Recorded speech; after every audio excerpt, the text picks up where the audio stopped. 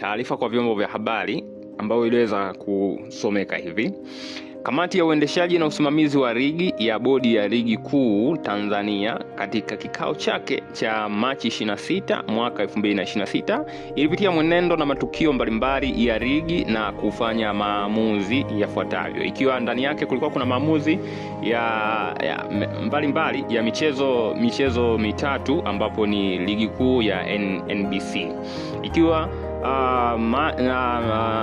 mechi namba 126 Mtibwa Sugar na Yanga African Sports. Mchezaji Djigui Diarra wa klabu ya Yanga African amefungiwa michezo mitatu na kutozwa faini ya shilingi milioni 2 kwa kosa la kumshambulia mwamuzi wakati wa mchezo tajwa hapo juu mara baada tu ya mchezo huo kumalizika kwenye uwanja wa Jamhuri jijini Dodoma. Adhabu hii ni kwa mujibu wa kanuni kama ilivyoweza kutolewa. Pia mchezaji Djigui Diarra wa klabu ya Young African ametozwa faini ya milioni 2 kwa kosa la kuonesha kidole cha kati wakati akitoka uwanjani baada tu ya kumalizika kwa mchezo tajwa hapo juu. Unatakiwa ni kudondosha comment zako hapo chini, pia usahau kusubscribe kwa Pilipili TV.